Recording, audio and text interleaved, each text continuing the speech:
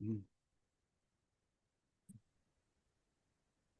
Hey everyone, so welcome to the Banh Chronicles podcast. My name is Randy Kim, and today, well, we are wearing the same shirts. I swear to God, we did not plan this, but also solidarity. And I am here to introduce a person who I've been following for the last several months, especially since the wake of Operation Midway Blitz in Chicago, where the ICE raids were taking over Chicago and also across the U.S. And Adriano, someone whose work I've been following, and Adriano has been doing a lot of amazing work and really documenting this. So, to give you a background of who he is, Adriano Kalin is a disabled documentary photographer specializing in social justice. He draws on his experience as an Afro-Indigenous Brazilian adoptee with dual U.S. and Brazilian citizenship to examine race, identity, and oppression within the U.S. Adriano's current work is dedicated to documenting ICE abuses and atrocities in cities across the U.S. Adriano graduated with a BFA from the School of the Art Institute of Chicago and lives in Chicago with his wife and three cats. So, first of all, thank you so much for, being on my show. And I know that you've been, you know, not only documenting the work in Chicago, but you've been going from different states, namely in Minnesota, to what was happening over there, and you've been documenting these ICE raids. You've been also, uh, you know, trying to document what was going on in the Broadview ICE detention center, and Mhm. you've also been very present in a lot of these events. And want to thank you for your work in doing this because it is a very thankless, risky, but very necessary job that you're doing here. So, how are you feeling today in this moment? Well, number one, thank you for having me. Great introduction. You did a great job. You know, I I don't know how I'm feeling if I'm being Mm, completely honest. I think this is going to be something that we look back on of like, I wish I should have done mm, this, I should have done that. When is enough being enough? But I'm doing okay. I think I'm with most Americans here as well as internationally abroad that just hoping to wake up for some good news, whether it's just a feel good story, whether it's just some sort of hope. Um, but yeah, it's just I asked my mom this mm, when I was with her the other day, and I was like, "Did you ever see me doing this work?" And she was like, "No, I know you wanted to help people, but I didn't mm, see this track for you mm, following school." But you know, you just got to take it one day at a time because if mm. you try to look too much in advance, I find I just get too overwhelmed. Yeah, and prior to these raids, what has your photography work documented? What stories does it tell through your lens and the people that you are documenting? Yeah, so I think it's also really important to have like a ground basis of like the Mm, difference between like photojournalism and documentary photography because a lot of people, especially not in this field, aren't aware of the difference. So photojournalism, as its very nature, you will get sent by an editor to cover something like what's happening at a courthouse with ICE. Then you might get sent to cover something in a neighborhood. Then you might get sent doing something completely different in a complete different basis. So you don't really stick to one theme.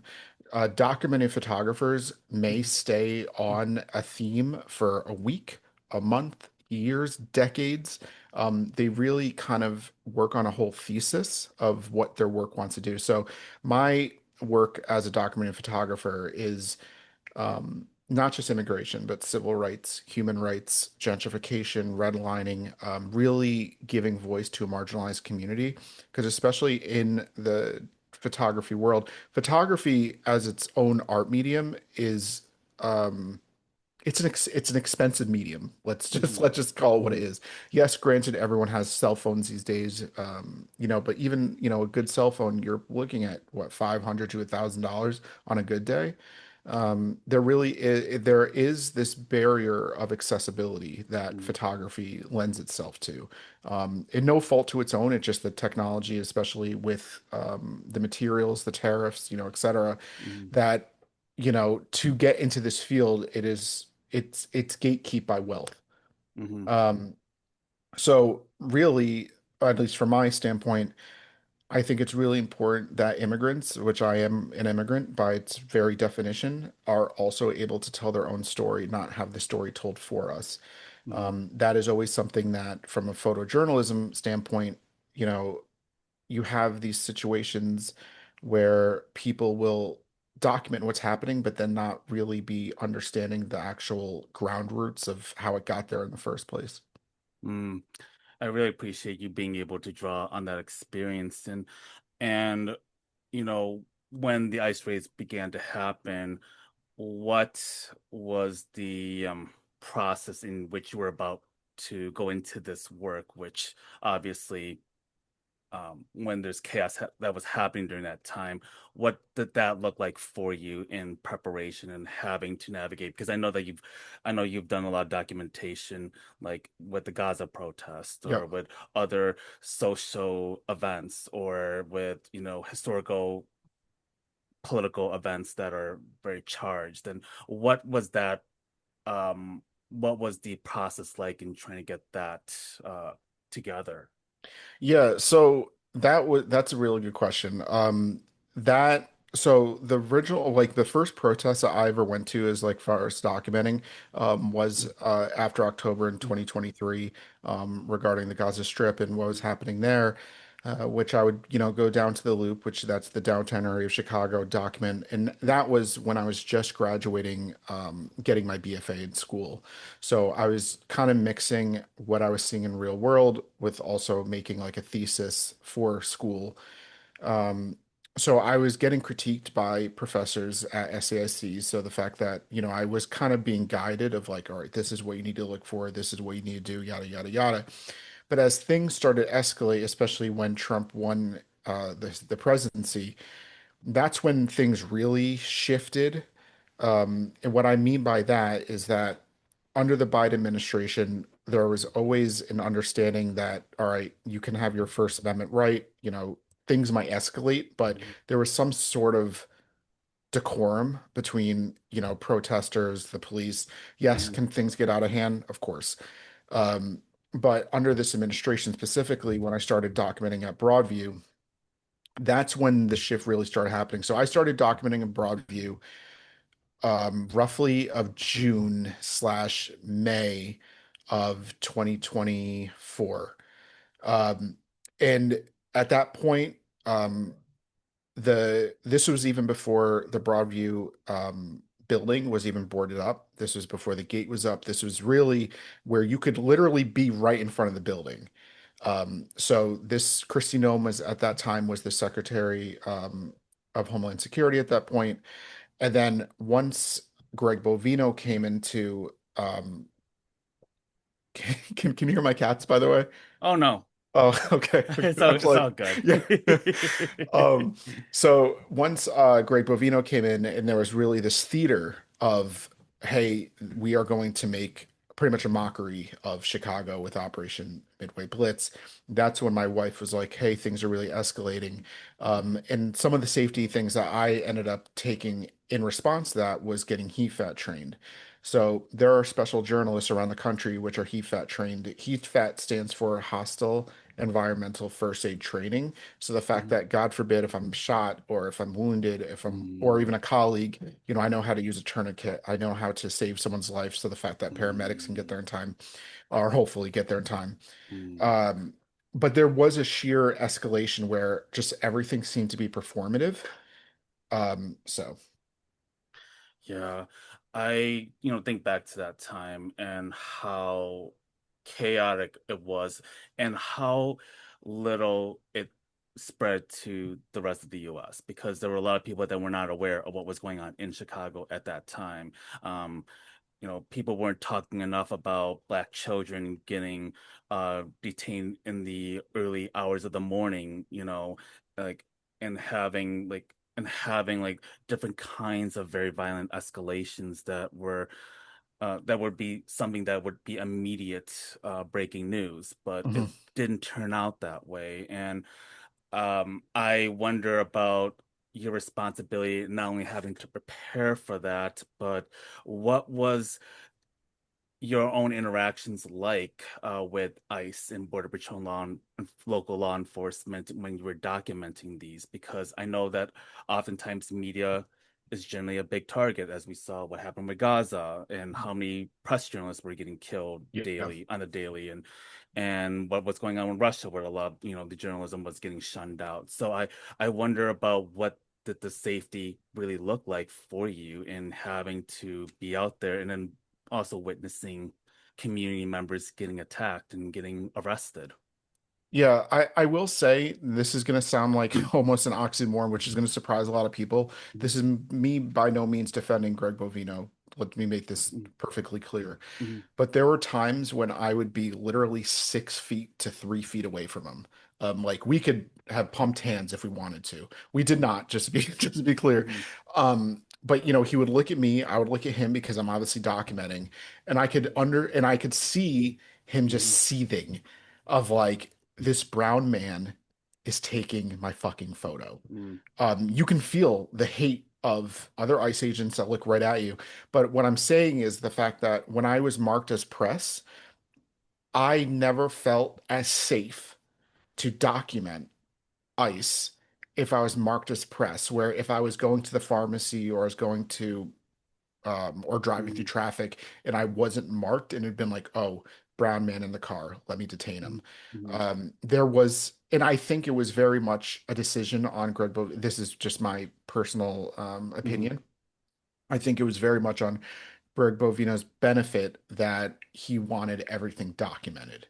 mhm, That he wanted that performance, the tear gas, mhm, the flashbangs, he wanted that mhm, theater. mhm, Um, mhm, where other instances where I've been very close proximity of ICE, I do have more fear because of the fact that there are times where they are detaining press. mhm, Um, but there is I don't know, there's this weird feeling. Okay, like I don't know if you remember when Governor Pritzker pretty much made a kind of directive to the community of saying, "Hey, can you please document ICE and we're going to make sure we make like a database of, if you will, of like atrocities that are happening." He was pretty mhm, much like, "Take out your camera, document." And I spoke to my wife and other photographers. I was like, "This is a really dangerous precedent." Not because mhm, people can't photograph. Everyone has a right to photograph in public, but to be able to like, it's hard enough for people to take a selfie who are not trained photographers, let alone be like, hey, let me get tear gas or flashbangs going off in your face and hold the camera still. And also, it's the fact that the state was like, hey, please get this documentation, but we're also not going to offer you any legal aid, mhm, puts people at, great risk.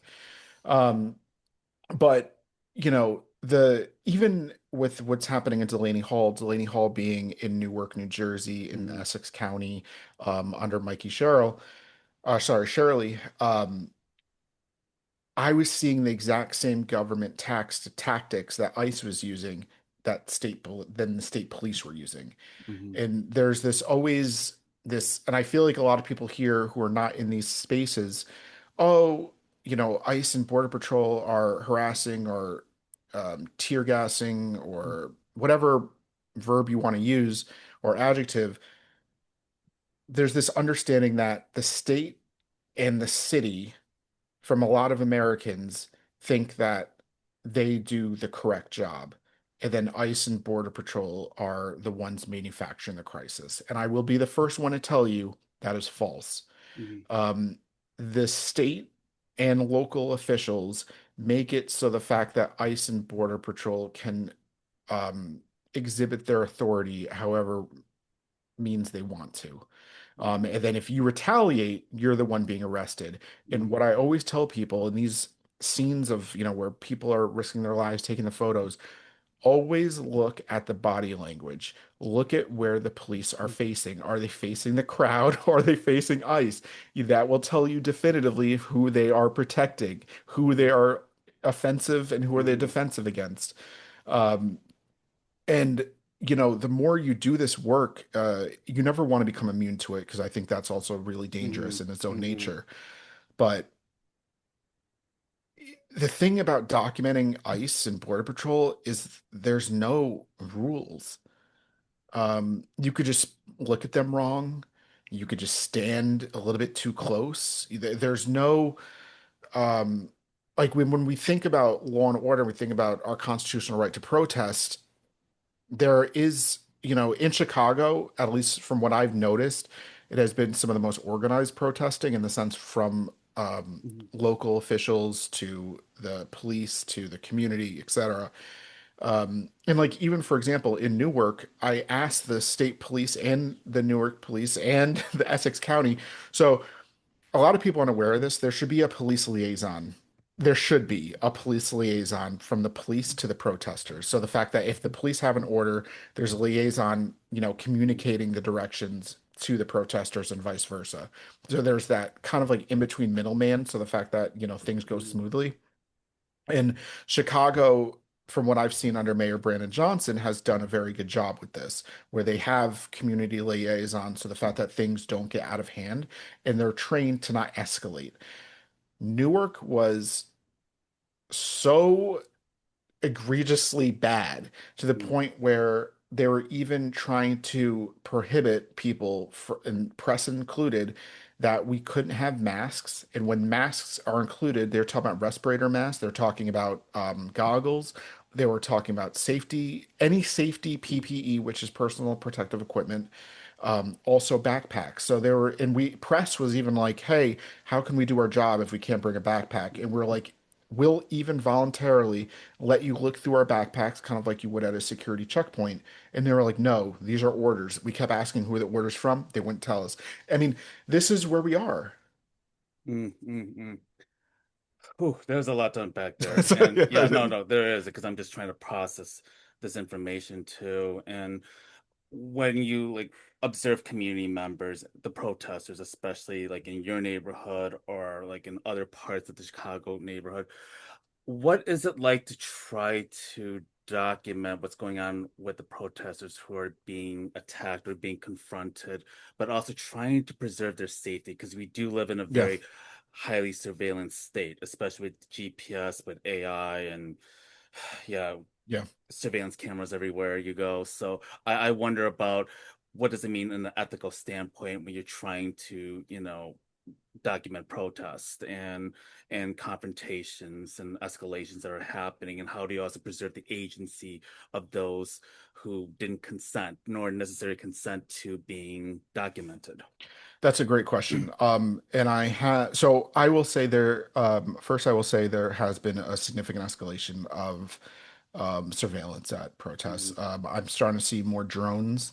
I'm starting to see more flock cameras. Flock cameras, for the people who aren't aware of, they kind of look like a camera that's on top of a pole that's pretty much hooked up to a box that, it doesn't say flock on it, but it will say like Newark police surveillance, you're under surveillance, etc. Mhm. Um, we certainly live in a world where AI has been escalating, where especially Palantir. But I want to bring up context to this photograph here. This is a photograph that I took.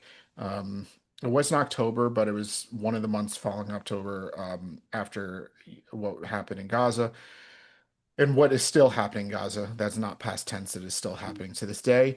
But if you are a photographer, there are ways to document atrocities, document people's voices without showing their faces. So this is a mom with her daughter, and I was very conscious of like, I want to document this because I think it's important to be shown, but you understand what is happening. The daughter's holding the mother's like shoulder, if you will, almost near Mhm. the um uh and there's this emotional standpoint, and what I try to do, and this is also a thing where I don't sell my photographs to the LA Times, to the Mhm. New York Times, to Mhm. whoever, because I worry about my work being weaponized against the very Mhm. community that I'm trying to represent. So this is very much a choice.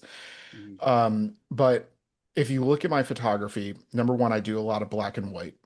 Mhm. um, Number two is I try to use the silhouette of people as a way to represent their themselves without being um, surveilled, if you will.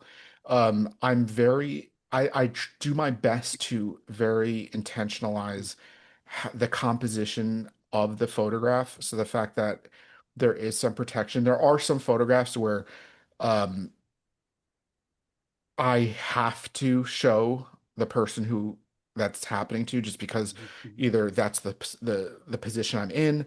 I think it may be very important for their story to be shown. Mhm. But also, and this might be, people may agree or disagree about it, but if you give, because a lot of people aren't aware of that, especially outside of ICE facilities, Mhm. there is a videographer who works for ICE. You'll Mhm. see him with a little ICE vest. He'll have a Mhm. gimbal. A gimbal is kind of like the little stick that holds the camera to make it so the fact that it doesn't Mhm. bounce everywhere. Mhm. They are videoing you. And if Mhm. you only let one side of the story be told, you will be villainized. It's just the nature of things, especially through this administration. So Mhm. I think there also is a real strong context of showing the other end of the spectrum. Like, for example, the journalists who um, was had their both of their feet ran over outside Delaney Hall. I don't know, I was 20 feet away, give or take, but I took photos when they were getting bandaged up by street medics, and like Mhm. that evidence potentially could be used in court. Mhm. Um, there are real, I think there is a real stigma towards photography as a medium of, like, the peeping Tom, the photography has, and rightfully so, we should be nervous of photography. It can Mhm. be used against you, it can be used for Mhm. you. It just depends of who has it. But at this rate, what I will tell people is that every protest is surveilled. Mhm. Every protest, there are agents within the crowd. There are plain, when I mean by agents in the crowd, there are plainclothes agents. There are agents that obviously you'll see where you'll see like CPD or whatever. Mhm. But I think I'm doing the community a service if I'm trying to share their story, because a lot of these people who are at these protests want to be heard. If you want the masses to know about what's happening, by its very definition, it needs to be filmed, it needs to be photographed, because you're going to have other people on the other spectrum saying, oh, this is fake news, this is, Mhm. you know. But I think also, are we willing to learn from our mistakes? And the way I look at it is my photographs aren't for just in the, hey, let me get, 500 likes on Instagram. I don't really give a shit about that, if I'm being Mhm. honest. What I care about, can we educate the next generation of what has happened? Mhm. Mhm. Um, and I think that a lot of people aren't aware of and a lot of people don't think of is every history book that we've ever looked at, from the 1900s on, you'll see the black and white photography. And not once in any of my history class or even in art school has the conversation ever came up of, was the person taking that photograph scared?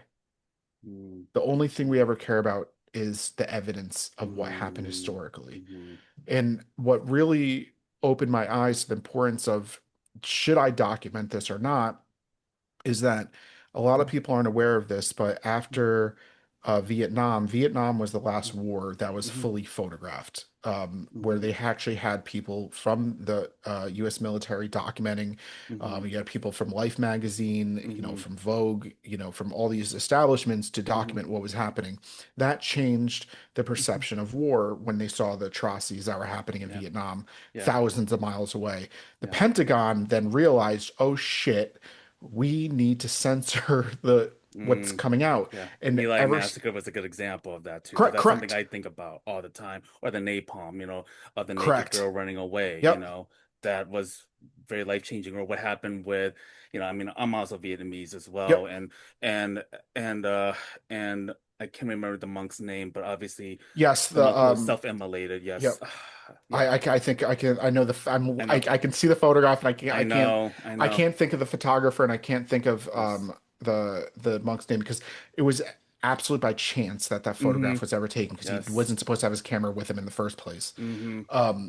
But we live in a world where the Pentagon realized the importance of photography and started censoring it. So there's that combat. And also, a lot of people aren't aware of, I've said this previously in other posts and whatnot, but after the 1921 Tulsa massacre of Black Mm-hmm. Wall Street, one of the first things the police departments did was raid the photo labs.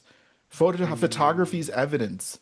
And especially now with AI, it's even more important that there's clear, definitive proof this is what's happening. Because as we can see with this administration, or and not just this administration, but just governments in general, they will dispute everything, and they'll be like, "No, this is not what happened." But like, and I'm like, here's 5,000 photos saying otherwise. Um, and I think it's also really important that there's other photographers, not just me on the ground, but documenting from different point of views. Mm-hmm. And this is another thing, photography at its very nature, I neglect 90% of the story. It's not because I want to, it's because I can only be one place at once. Someone getting a different photograph from a complete, 360-degree turnaround or 180 Mm-hmm. degree, they're going to get a complete different photograph and that might tell a different story. It the more people documenting what's happening is better evidence to refute the propaganda that these people are Mm-hmm. terrorists or these people are the just bottom line, Mm-hmm. these people just want to be heard and want their neighbors to be Mm-hmm. seen and valued. Yeah. And you also went to Minneapolis to document what was happening there earlier this year. What similarities or differences did you notice from the community and the way ICE and federal local agents have been reacting towards community members versus what you experienced in Chicago? Yeah, number one, I will say the people from Minnesota are a different breed, and I say that in the best Hmm. respect. Hmm. It was so cold. And I don't think people realize how cold it was in Hmm. like December, January, February. I mean, we're talking about -40 with wind chill. Hmm. This is not, 32 degrees. It got to the point where my camera literally broke because the fact that the motors in the camera froze. But what I will say is it didn't matter if it was -40, if it was -10, they were out there protesting every day outside of Whipple. Whipple is their version of Broadview. A lot of Hmm. also, I will say, between St. Paul, Minneapolis, and Chicago, there's definitely similarities and there's definitely some differences. Hmm. The similarities is the fact that the neighborhoods acted very much similar to the way Chicago kind of laid that blueprint out, where we had the whistles, where we had first responders, where we had the signal chats, go down the plethora of resources that the community came together. We saw that exact same thing in what's it called, in Minneapolis. But the one thing that was very much similar was also that Tim Walz being the governor of Minnesota and Governor Pritzker being the governor of Illinois, they both said very much similar things. But then the state police, which is the Minnesota State Patrol and the Illinois State Police, were acting in defense of ICE. Hmm. And what I mean by that, they were making it so they made it so the fact that ICE agents could go in and out of the facility unopposed. So, by its very definition, they made an assembly line for terror. And I want to be very clear on that. Hmm. Um, Hmm. because when ICE originally came into Chicago, and when I say in Chicago, but in Chicagoland, and then also in the Broadview Center, that was when, the press, as well as journalists, as well as protesters were getting tear gas as well as clergy.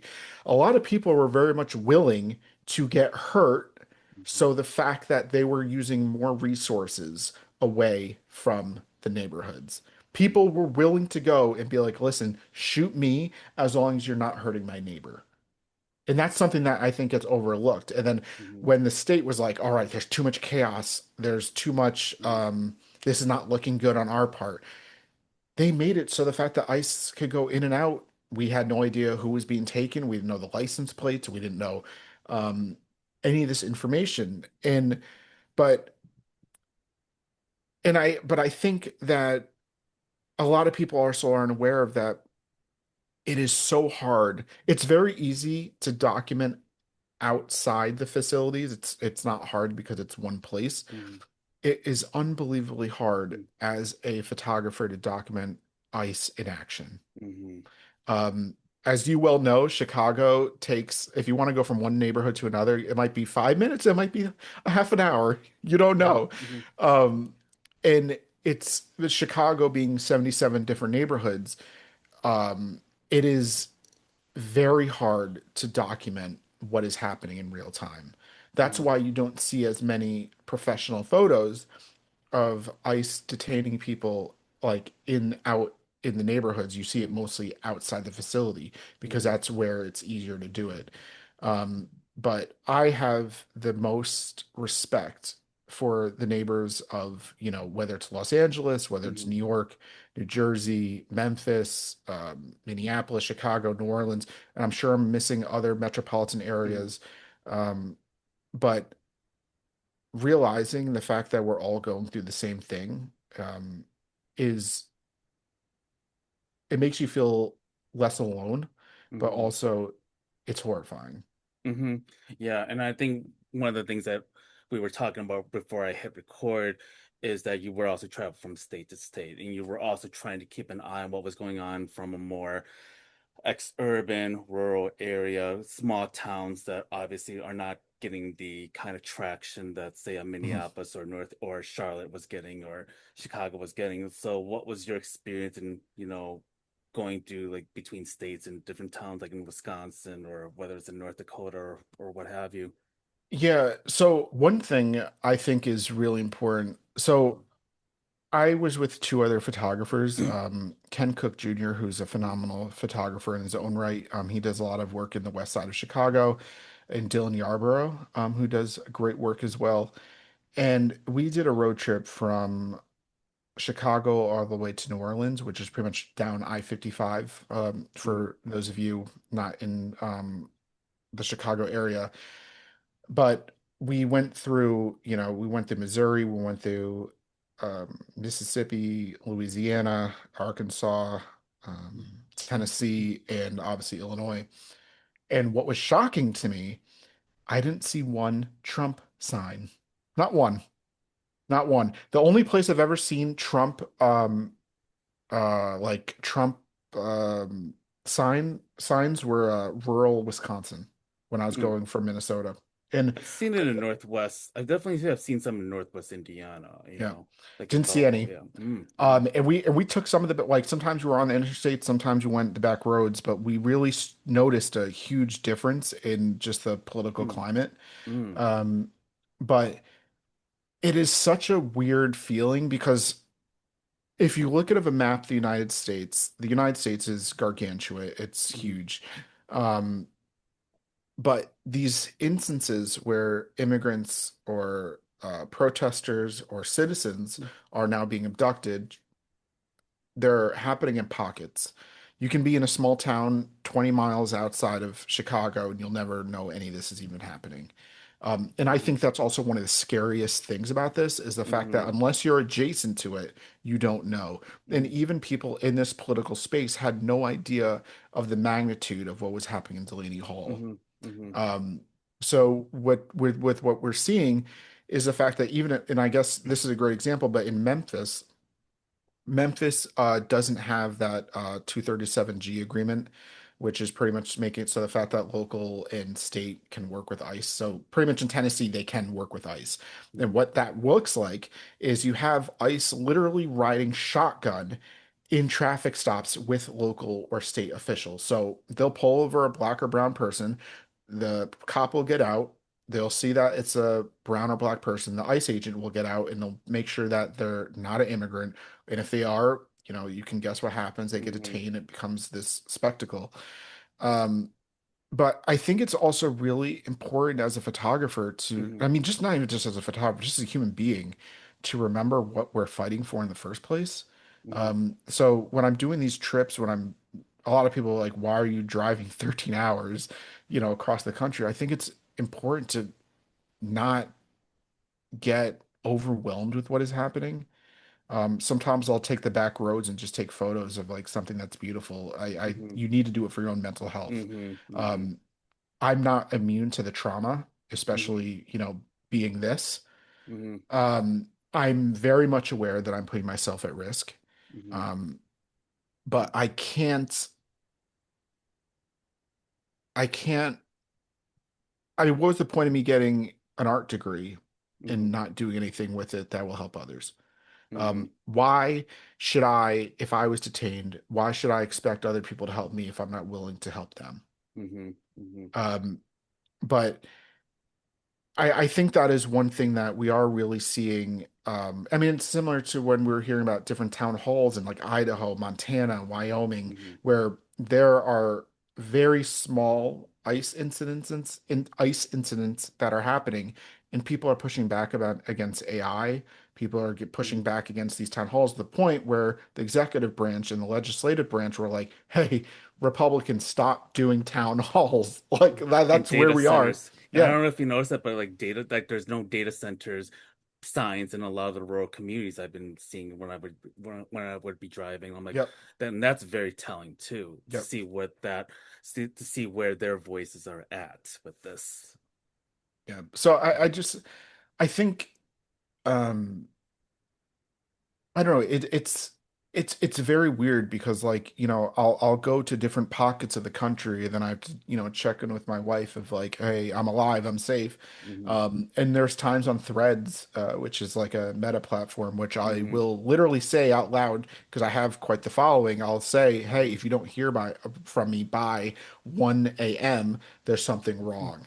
Hmm. So like I'm being detained, I'm being illegally searched, whatever it may be. Just because a lot of people think that, if you're doing it the right way, you'll be fine. That's Hmm. not what's happening. And has that ever happened to you where you were like, where people haven't heard from you for like a couple of days? And yeah, I'm curious about that. Yeah, so far, no. Hmm. The one situation that did happen in Delaney Hall, and I think it's either June 1st or May 31st. It was either the second or third day I was there when the curfew was still up at 9 p.m. Um, there was a point where the medics were like, "We need to leave." Um, excuse me. They're going to arrest everyone. This is not safe. They have Hmm. horses. They're going to beat the shit out of you pretty much. And I called my parents and I was just like, hey, are you okay with me getting arrested? What do you think I should do? Because again, I am a US naturalized citizen. I'm at more risk of, whatever this administration wants to do just for using my voice. Um, and my parents are like, I don't think this is worth you getting arrested. And I went with what my parents said, and I have regrets of not being there, but Hmm. also they could use just a traffic stop as a reason to be like, oh, you should be denaturalized. Because that is a very much a Hmm. thing that's happening right now is Hmm. denaturalization from a push from the Department of Justice. So whether it's under Mark Wayne Mullen or Christy Nome, which is the Department of Homeland Security predecessor, it's there hasn't been a situation where I've ever thought I was going to get detained. Hmm. Um, I've thought more I'm probably going to get hurt rather than Hmm. get detained, just Hmm. from the odds of a projectile coming at me, which in Delaney Hall that did happen when a flashbang went off, like, I don't know, a foot, 2 feet away from me. When where we are with this is like the Human Rights Watch or the Freedom Press Foundation has contacted me and other journalists of like, this needs to be documented, what happened, et cetera. Like, this is where we are. Hmm. You mentioned about living with disabilities and how it impacts the work that you do and your interactions with people. So, what does being a disabled immigrant, documentary photographer, mean to you in the world that we live in? Sure. Well, I will say we've heard this term invisible disability, or some Hmm. people have. A lot of people think if you're disabled, you have to have the conventional Hmm. ideas of like, you're in a wheelchair or, Hmm. you have something physically that someone can see. Hmm. There are physical and mental disabilities. So Hmm. I'm very open about my disability. So I have Hmm. a traumatic brain injury from a car accident that happened in 2014 from an impaired driver. Hmm. I also have this is going to sound weird, but I have a spinal cord stimulator. So I have a computer underneath my skin and then Mm, wires that go up my spinal column that help with pain signals. mm, I also have another device here. So I have like almost two pacemakers under my skin. mm, So like if I'm getting tasered or if I'm getting, beaten, that is a significant health issue. Also, I suffer from executive functioning with my traumatic brain injury. So, like, sometimes I struggle with directions or I get overloaded. Um, mm, but uh, I've been thinking about this a lot, that disability and rights and protesting never come in conversation with each other. mm, Um, we did see some protesting from disability advocates, like at the Capitol. mm, I don't know if you remember this on the Capitol steps. I don't remember when this happened. I think it was like 2, 3 years ago mm, when they were trying to revoke healthcare rights. mm, Um, but there's a very rare discussion of disability and actual protesting. mm, Um, like for example, if you are deaf or you're hard of hearing, there's never any interpreter mm, for the police or for protesters of mm, like, using sign language as a way to communicate. Um, your disability never comes into um, consideration. consideration. Thank you. Mm, It's a very ableist view that mm, pretty much means the fact that if you are able to go to protest, you're fine. mm, Um, mm. Yeah. and sorry, Oh no, go ahead. Go ahead. Sorry the, about the that. the one last thing I was going to say about this was when I made that comment about the mask and respirators Mm, that happened. There was another journalist adjacent to me um, who was asthmatic, and she was like, "I need to have a respirator," and they were like, "Well, you shouldn't need a respirator if you behave." I'm like, she's like, "That's not my call. I'm a journalist. I'm not protesting. I'm simply there to document what is happening, and I need to be able to do it safely." mm, And they were like, and she even asked, I'm like, do you guys have an ambulance? Do you have EMTs? Like, if God forbid I go into like a respirator or sorry, cardiac arrest, for example. And mm, and it's always like just an afterthought of that. I mean, and we still don't know about what this damage of these tear gas, these chemicals are going to do to us. I mean, sure, could I develop cancer at the age of 45? Sure. mm, And a lot of people also aren't aware of that under the Geneva Convention in 1993, there was a couple chemical weapons ban. Tear gas is like chemically banned in war, but can be used domestically by local and state police as well as federal for crowd control or whatever. mm, But that discussion of, having a disability, it very much is another infringement on people's rights of not being able to use their voices. And you should be able to use your voice whether it's a calm protest with 20 people there, singing Kumbaya and doing their thing, or if it's at a very stressful, you should be able to exercise your voice. It shouldn't mm. be tethered to whether you can walk, whether you can listen, whether you can, that's very discriminatory by its very practice. It's interesting because, like, in the social justice movement, in movement work, disability can get discussed, but it's never really enforced. It's never practiced. It's never really centering those who are the most marginalized, but also with those with intersecting identities on top of disability too. And I think that what I do see that really needs to happen is how can movement work be not only inclusive but also to ensure the safety, to make sure that there are considerations being made, especially for those who are who are immobile, who are hard of hearing, deaf, blind, low vision.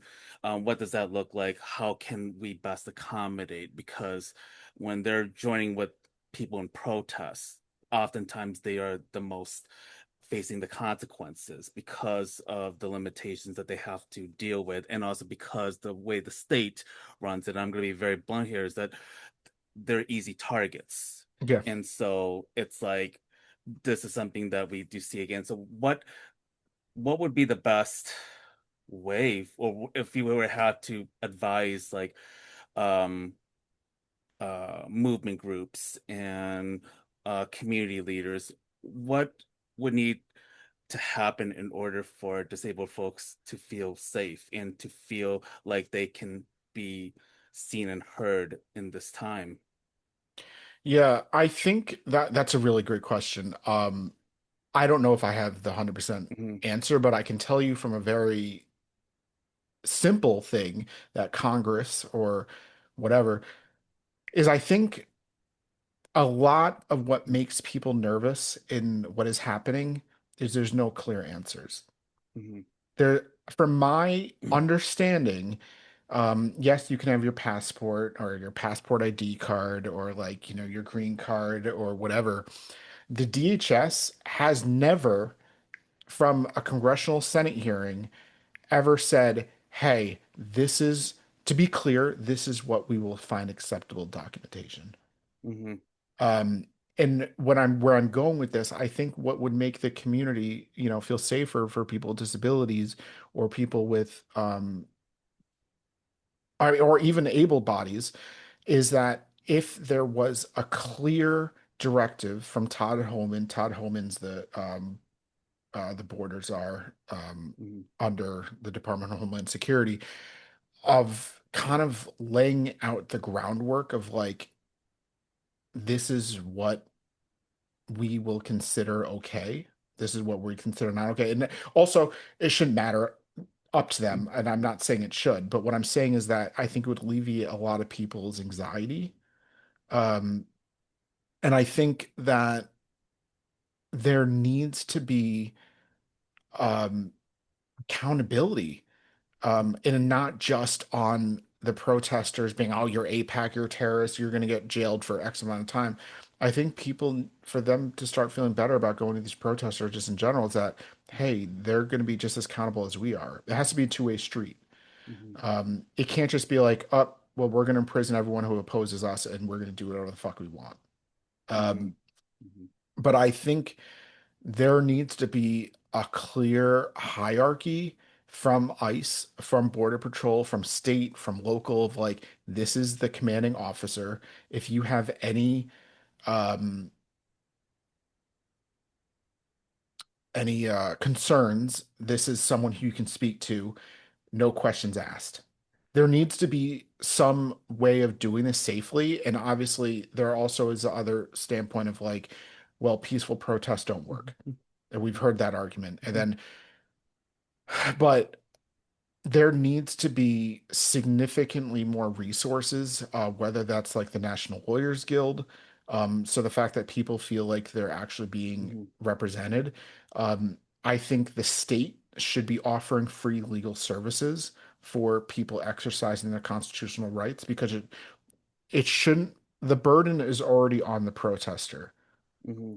of fear, of trauma. Hmm. The last thing that should be on the burden of them is the medical bills and the legal services that'll Hmm. come along with it. So I think that if these states are very much serious about, hey, this is not okay, then the state needs to shell out resources of actually helping. Hmm. How do you navigate those traumas that you accumulate that have built up over time and still be able to continue to do this work and try to go back to it the next day? I mean, I don't think that there is a good answer to that, but I There's wonder what, yeah. for me, I game. I video game. I zone myself out. I game. I'll read. Mhm. I'll watch. One of my, one of my guilty pleasures is like not rom-coms, but like reality TV show like Love Island, like Hmm. completely Hmm. mindless. I'm a 2000s VH1 reality TV Yeah, guy. yeah. It's pretty Nothing bad. wrong with that. Nothing wrong with that. Does VH1 even exist No, anymore? I don't think so. I don't think Viacom really, VH1 and MTV, I don't know where they're Yeah, at these days. I think that they're kind of in the sunsetting yeah, yeah. stage, but my God, those were the days. But yeah, I'll just do that. I'll take walks and obviously Hmm. like I'll do like a lot of street photography. Hmm. So I'm taking photography, like doing photography. I'll go to like basketball courts and take Hmm. photos of like kids or adults playing Hmm. basketball. Hmm. Um, you have to have an escape. You cannot do this Hmm. 24/7. It is, Hmm. um, and like there's times where I'll like here's an example. I'll go to a different area of the country. I'll be there for a week, week and a half. Hmm. I'll get home. I won't do anything for a week. Hmm. Hmm. I mean, I'll hang out with my wife. I also, I will say this. I'm also in marriage counseling. I'm in Hmm. therapy. You have to Hmm. be in therapy to do this work. So You the do. fact that my Hmm. wife and I have, a common way to communicate about this, because it's not just the stress on me, it's the stress on my family, my friends, Hmm. my wife. Hmm. Hmm. Um, but but yeah, I'll video game. I'll Hmm. game. And it's much easier to do this in the summer. I will say that. Winter is hard. Hmm. It's miserable in the winter. You don't want to do anything. You just want to sleep. Hmm. Yeah, like I mean, what I would do, I mean, obviously my line of work is very different than yours, but like when the ice rays were happening, I was like, "Ah, I gotta do this because I was just coming into the podcast after being away for a while. I was like, if I don't do it, my nervous system's gonna shoot up, and I need to feel that there's hope. I like to see what people are doing, Mhm. so that way, like the narrative of us is like we never surrendered. We are fighting back. Right. We're protecting community members. But I think that it was also around the time that I was like, you know what, I am going to be touching grass. If I'm going to be online for a while, doom scrolling or being recording episodes, like I usually will take 2 or 3 hours in silence, be in silence, and I learned that that has been very helpful. Or I listen to a lot of podcasts that are just kind of like fun. I will listen to like nerdy stuff, and actually, I think one of the things I've been kind of introducing is like, okay, well, let me just bring it in, let me talk about some of the more funner things that I don't get to Mhm. talk about because I think that there's this responsibility to keep myself sane, to keep this thing going. But at the same time, I also don't want to feel like I'm losing listeners completely because Sure. I want them to understand that yes, there's going to be some joy, but there's also like I still need you to know what's going on. I can't, we can't afford to have you tune out. Sure. And I think that's also something I think you and I are kind of balancing. It's like, how can I also make my photography a place of joy instead of always being triggered by it constantly? When you look at those photographs, I'm sure that you've taken a protest at Delaney Hall or during Gaza protests or what was going on with the National Convention and obviously with this Trump 2.0 Sure. administration. Um, yeah, what keeps you very hopeful? Like, what are the things that you see that makes you feel very encouraged through the work that you're doing? Well, I will say this, and this is more of what is happening now, like with the World Hmm. Cup. Hmm. The World Cup is really it's a political thing Hmm. in its Hmm. own right. But it also makes me remember that a lot of the feuds our countries have is not with each other. It's Hmm. with our politicians, our state representatives, Hmm. our governments, but very much the people don't give a shit. Right. And I think we are seeing that of like that propaganda kind of breaking down of like, you're seeing these TikTok videos of like, a Brit who's in the United States and be like, oh, you guys are awesome. I understand why it's so hard, why you guys don't have as many passports is because the US is ginormous. There's 50 countries practically in one. Um, but gives me hope?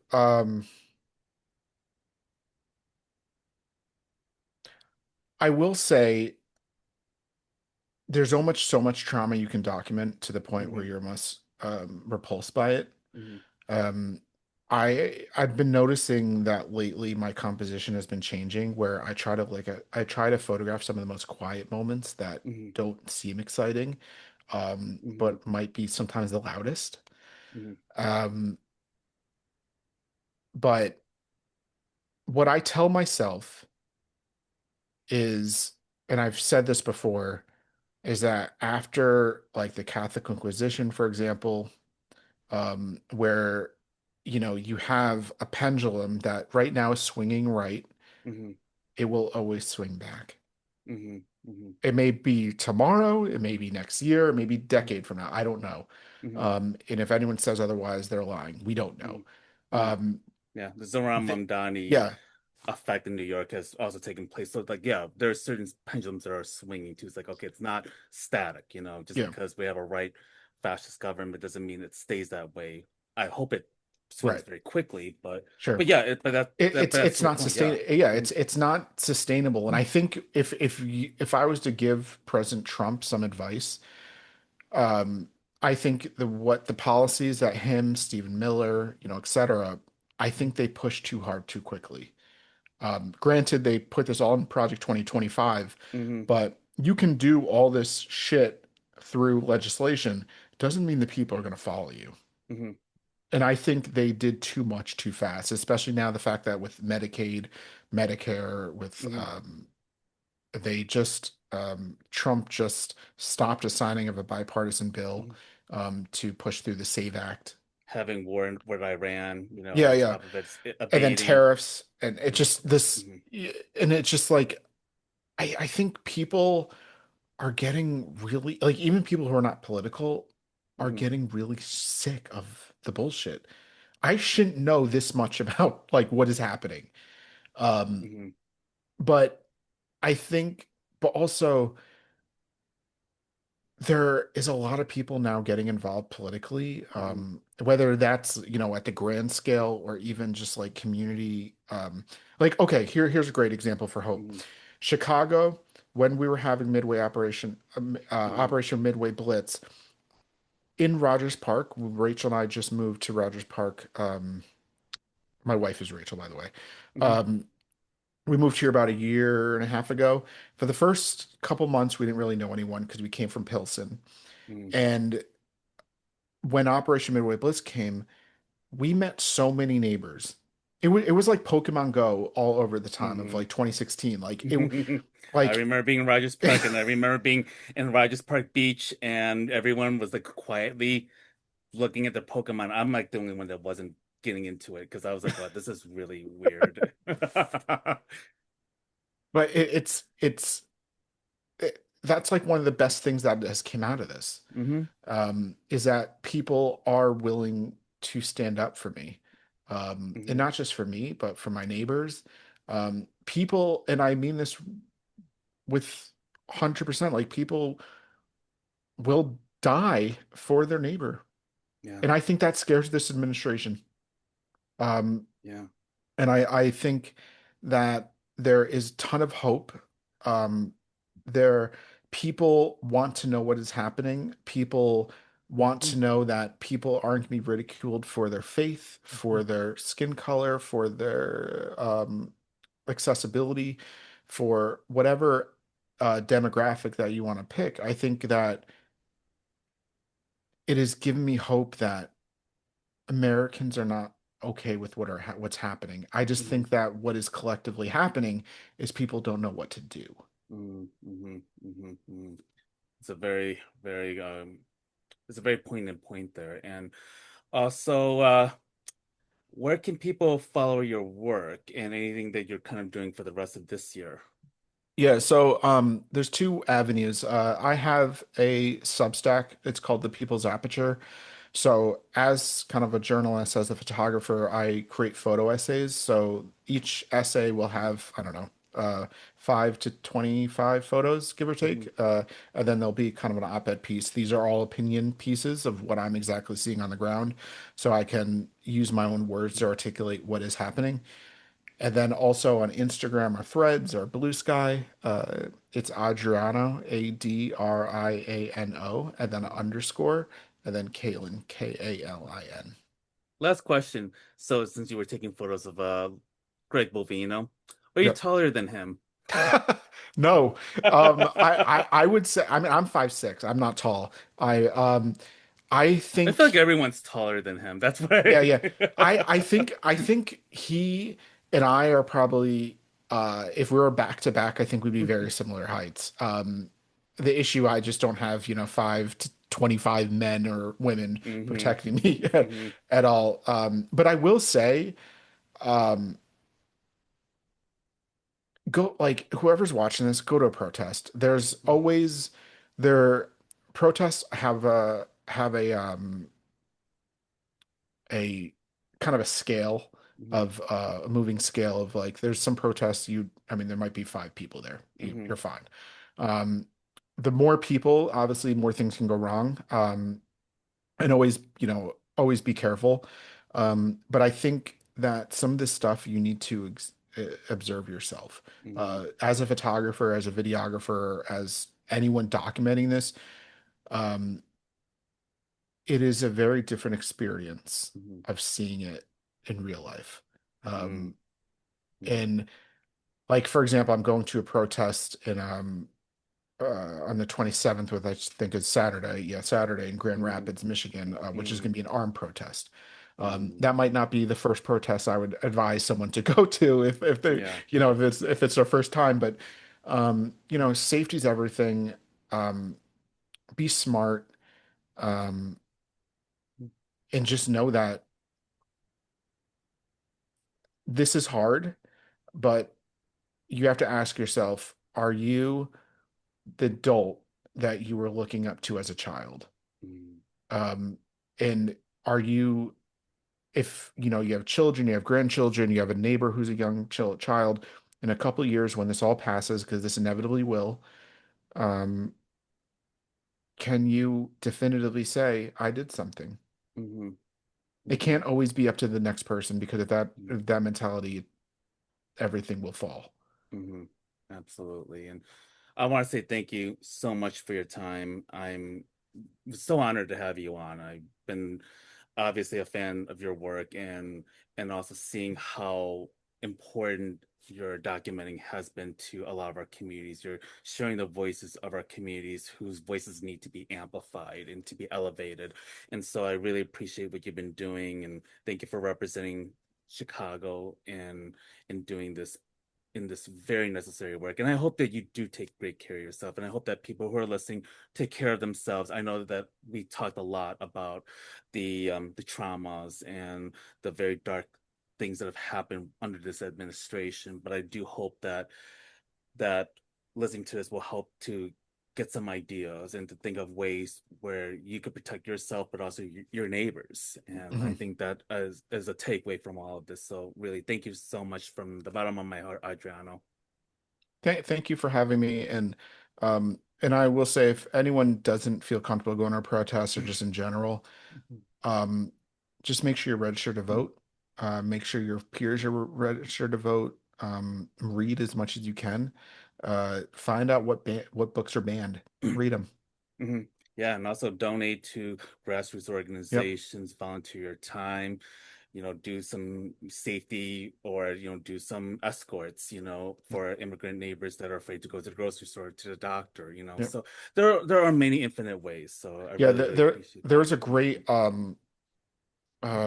in Memphis, there was a thing called the Immigration Pantry, Hmm. which ended up, getting local supplies, food, medicine, etc., for community members who felt unsafe of going throughout the community. So there are, as I said, there's a moving scale, and um, just just know that just because your reality seems fine doesn't mean someone else's isn't. Hmm. Absolutely, absolutely. But thank you so much, and I hope that you have a very safe summer. Thank you.